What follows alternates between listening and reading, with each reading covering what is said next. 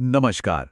जब भी हम मध्यकालीन भारत के इतिहास की बात करते हैं तो एक नाम है जो वीरता और शौर्य का दूसरा नाम ही लगता है, चौहान राजवंश।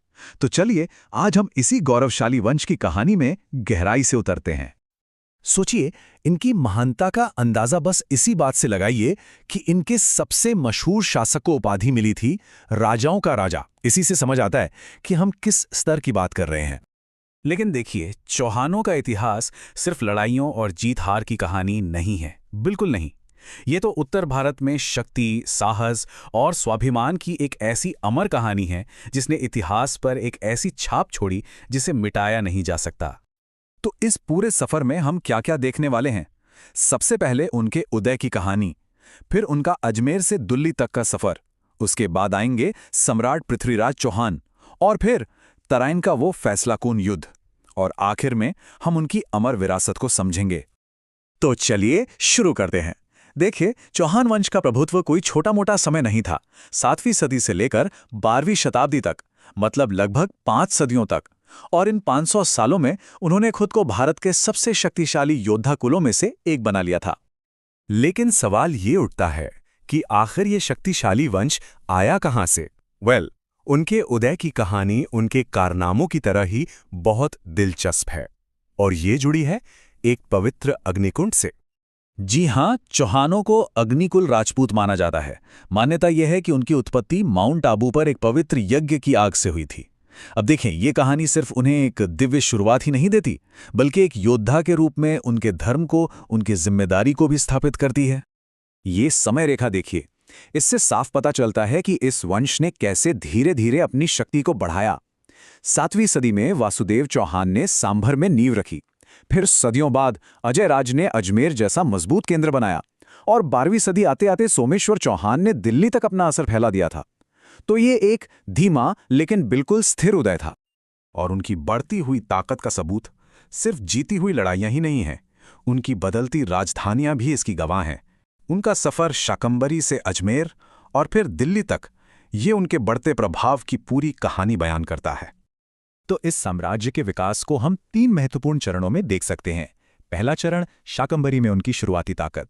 दूसरा चरण, अजय राज द्वारा बसाया गया अजमेर, जो अरावली पहाड़ियों के बीच एकदम सुरक्षित और रणनीतिक किला था।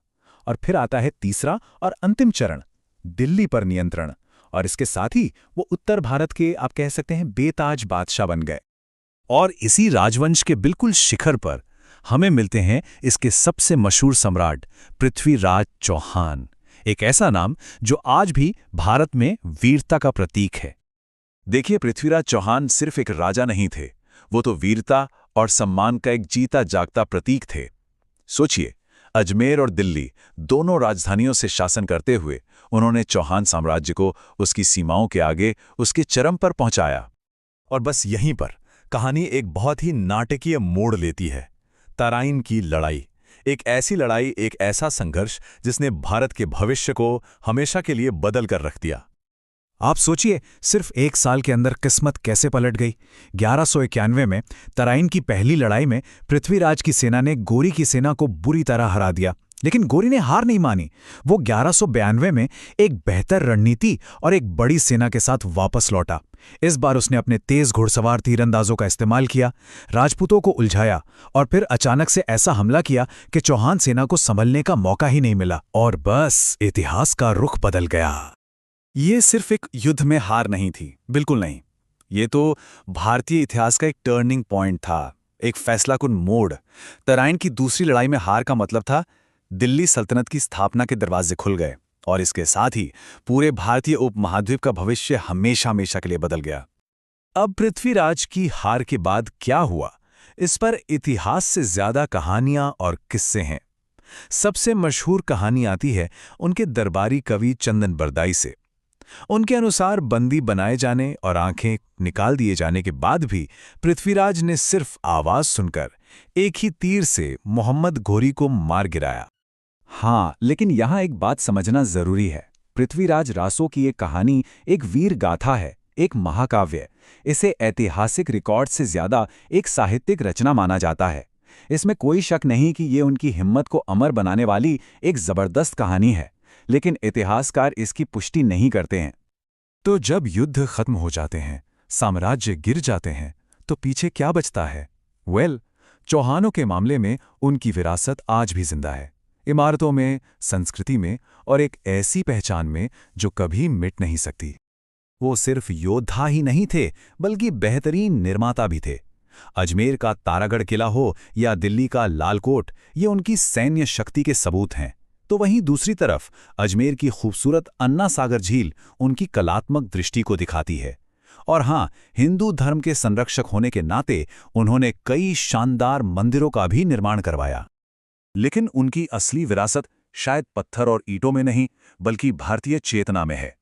उन्हें हमेशा विदेशी आक्रमणों के खिलाफ प्रतिरोध के एक प्रतीक के रूप में देखा जाता है। और सम्राट पृथ्वीराज चौहान का नाम, वो तो आज भी साहस और राष्ट्रीय गौरव का सबसे बड़ा प्रमाण है। तो एक नज़र में ये है चौहानों की पूरी कहानी। वासुदेव चौहान द्वारा एक शुरुआत, अजमेर और दिल्ली तक एक शानदार विस्तार, फिर पृथ्वीराज चौहान के अधीन गौरव का शिखर, और आखिर में तराइन के मैदान पर एक दुखद लेकिन ऐतिहासिक अंत। और इस पूरी कहानी के अंत में हम इस सवाल पर आके रुकते हैं कि कैसे सिर्फ एक लड़ाई का नतीजा ना सिर्फ एक शक्तिशाली राजवंश को खत्म कर सकता है, बल्कि एक पूरे उपमहाद्वीप का रुख बदल सकता है। शायद यही इतिहास की सबसे बड़ी सीख है कि एक पल, एक फैसला सब कुछ बदल सकता है।